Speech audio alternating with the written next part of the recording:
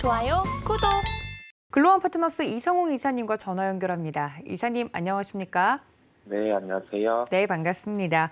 어제 굉장히 힘든 시장을 이겨내고 오늘장 좀 개장을 앞두고 있는 상황입니다. 첫 번째 이슈로 좀 들어가 보자면 최근 신용 비중을 통해서 살펴볼 수 있는 시장의 포인트가 있다고 하는데 이 신용이라는 이야기가 나오면 좀 긍정적인 이야기보다는 부정적인 이야기일 것 같아서 걱정이 좀 앞섭니다. 어떤 포인트 저희가 짚어볼 수 있을까요? 네, 시장이 약할 때, 그리고 변동성이 클 때, 방향성을 결정하게 되는 요인이 존재를 하는데, 이중 수급 요인 중에 하나가 신용의 잔고입니다.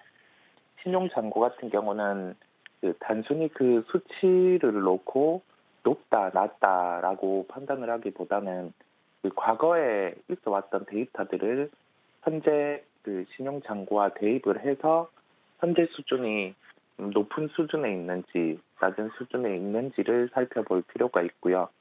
높은 수준에 있다고 하면은 이게 지수 하락 시에 특정 지수 레벨을 깨고 내려가는 흐름이 나타나면 자동적으로 신용 같은 경우는 좀 반대 매매 구간에 돌입을 하게 됩니다. 이러한 구조가 그 레버리지를 사용해서, 즉 내가 가지고 있는 계좌가 한 100 정도 수준이라고 하면은 레버리지를 사용하면 250 정도까지 가능합니다. 그러면 100을 가지고 있을 때는 그 시장이 하락했을 때, 그리고 보유하고 있는 종목이 하락했을 때 손실만 보게 되지만은 한 250 정도로 갖고 있다고 하면은 한 10 정도만 하락하더라도 바로 한 25% 정도의 데미지가 있기 때문에 이 빌려왔던 부분에 대한 자금 관리가 필요하게 되고, 그러면 그 자금을 계좌에 넣지 않으면 반대 매매로 자동적으로 나오게 되는 구조를 가지고 있습니다. 그러면 여기에서 거래소 그리고 코스닥 같은 경우에 신용 비중을 살펴볼 필요가 있는데, 거래소는 10조 원대, 코스닥은 9조 원대 수준입니다. 이 정도 수준 같은 경우는 과거 일반적인 시장 수준 또는 그 수준보다는 좀 평균적으로 유지하고 있는 상황이다 보니까 지금 지수 수준에서는 좀 부담스러운 잔고라고 할 수 있겠습니다. 총 19조 원 정도의 잔고인데, 이론적으로 최소한의 기준을 대입해봐도 2조 이상은 줄여야 하는 구조입니다. 그러면 시장에서 자동적으로 나올 수 있는 물량이 한 2조 원 정도는 더 출회가 돼야지 신용 잔고 기준으로는 조금 한 차례 좀 바닥을 형성할 수 있는 점, 그 점을 기억하고 종목 같은 경우도 가지고 있는 종목들이 좀 신용에 대한 잔고가 높다, 신용 비율이 높은 종목 같은 경우는 장중에도 좀 특이하게 이 물량이 출회되면은 투매성 하락, 하루에 한 10% 이상 갑자기 하락하는 그러한 흐름도 나타날 수 있기 때문에 지금은 좀 신용 비중이 낮은 종목을 체크해서 접근할 필요가 있는 점 또 말씀드리겠습니다. 네, 그럼 이런 상황 속에서 저희가 좀 특징적인 종목으로 오늘은 어떤 종목을 봐야 될지 궁금합니다. 이사님, 저희 오늘 특징적인 종목 어떤 종목을 볼까요? 네, 종목은 SM을 말씀드리겠습니다. SM은 첫 번째로는 기업 환경이 좀 변화가 되는 면이 있습니다. 라이크 기획이라는 그 회사, 연결된 회사 같은 경우가 이제 이 부분에 대해서 비용이 나가지 않게 되면서, SM 측면에서는 나가는 게 어떻게 보면 비용이고 라이크 기획은 수익을 수취하는 그런 구조였는데, 이 계약이 이제 끝났고, 그러면 그 엔터 업종에서 받아오던 멀티플 같은 경우를 좀 할인해서 받다가 이제 다른 엔터 업종 정도의 멀티플을 받을 수 있는 그러한 구조를 갖췄습니다. 그러면 이익을 통해서 한번 살펴보면 연간으로 1,000억 원대의 영업이익이 가능하게 됩니다. 근데 단순히 1,000억 원대 영업이익 안에서 이 부분이 한 엔터 업종의 멀티플을 대입을 하면 이론적으로는 시가총액이 한 2조 원, 2조 5천억 원까지는 가능하게 돼요. 다만 지금 시장 상황을 감안을 하면 좀 금리 인상기, 그다음에 자금에 대해서 비용이 더 들어갈 수 있는 점을 감안하면은 한 1조 9천억 원, 1조 8천억 원 이 정도까지 극단적으로 할인이 이루어진다 하더라도 SM의 시총은 아직 그 아래에 있습니다. 그러면 여기에서 우리가 알 수 있는 점은 시장의 조정이 나올 때 시장 조정과 함께 좀 쓸려 내려가는 종목들이 존재를 할 텐데 그 구간에서는 좀 매도보다는 이제 매수 대응을 해볼 만한, 그리고 신규 매수 같은 경우도 접근할 만한 구간까지 도래할 수 있다는 점을 생각해야 되겠습니다. 가격 접근은 한 7만 2천 원이 원래 지지 구간이었습니다. 그런데 어제 7만 원대 초반까지 좀 하락을 하는 모습이었고요. 이러한 주가 흐름을 봤을 때 조금 낮게 잡아갈 수 있는 그러한 구간에서 매수를 해야 된다는 점 말씀드릴 수 있겠습니다.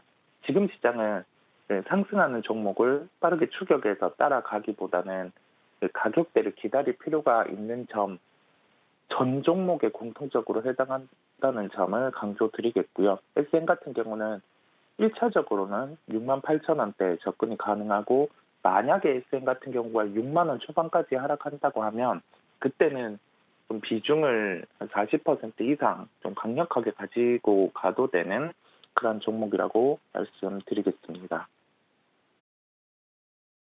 네, 최근 이 경영 이슈와 더불어서 SM 특징적인 종목으로도 소개를 좀 해드렸었는데요.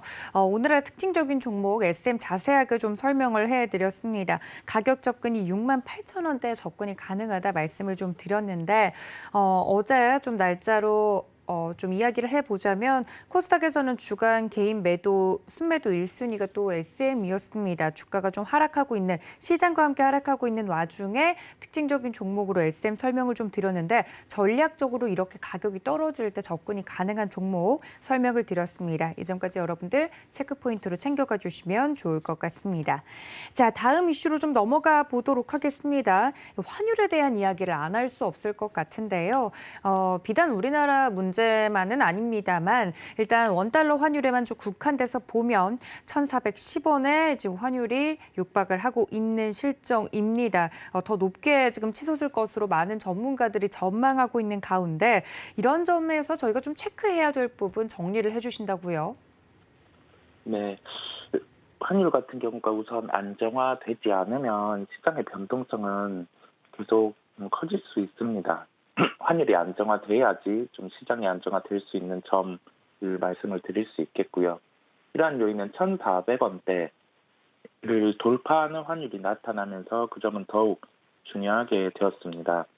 환율이 매우 중요한 시장이고 환율의 흐름에 따라서 변동성이 커질 수 있는 점 우리가 기억을 해야 되겠습니다.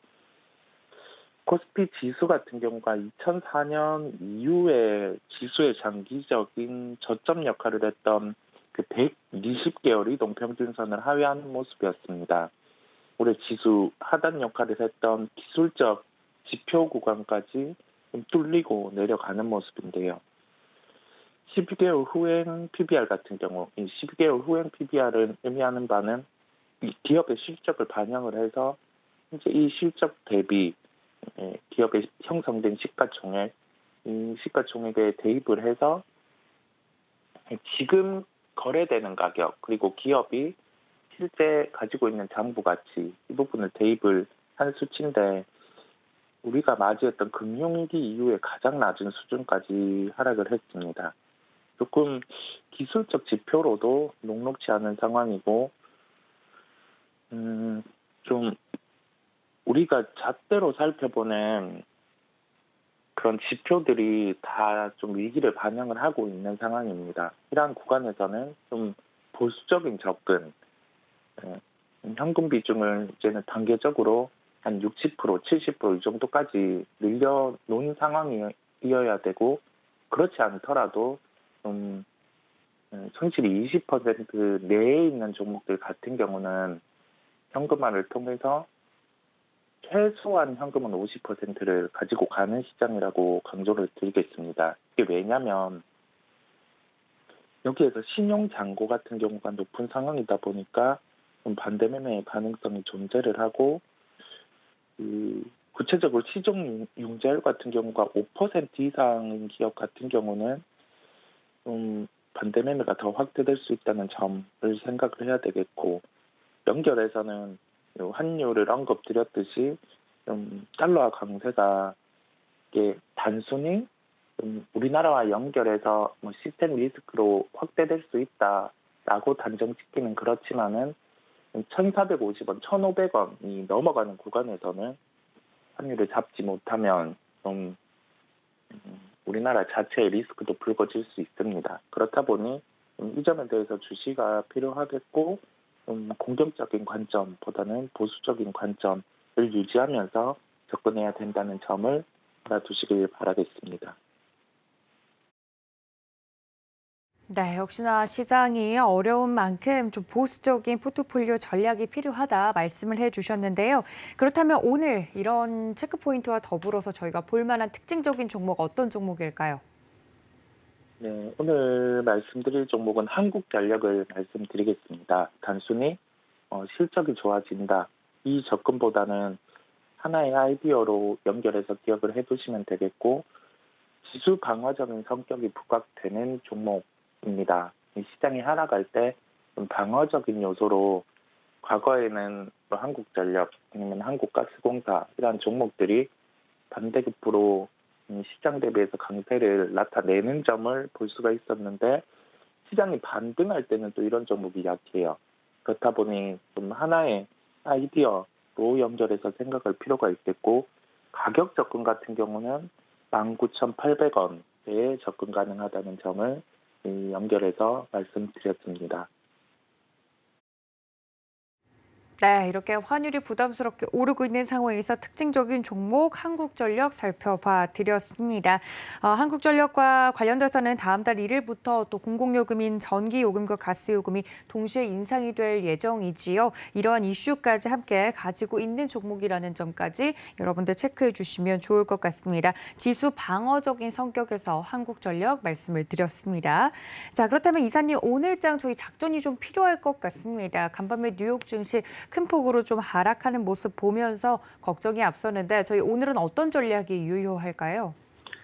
오늘 또한 시장을 한번 바라볼 필요가 있다는 점이겠습니다. 근데 미국 시장 대비해서 우리나라 야간 선물 같은 경우는 크게 하락을 하지는 않았어요. 이론적으로 봤을 때는 되려 소폭은 반대 매매가 나오겠지만은 장 초반에는 시장을 조금 돌릴 수도 있는 요소는 존재를 합니다. 그렇지만 공격적으로 매수를 하기보다는 시장의 흐름, 지금의 상황을 체크하고 갈 필요가 있다는 점을 강조드리겠고요.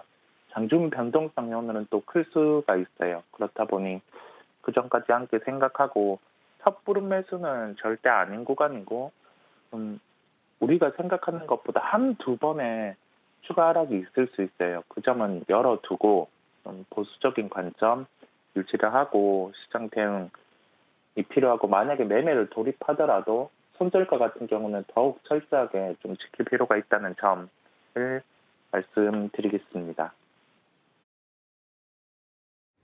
좋아요, 구독!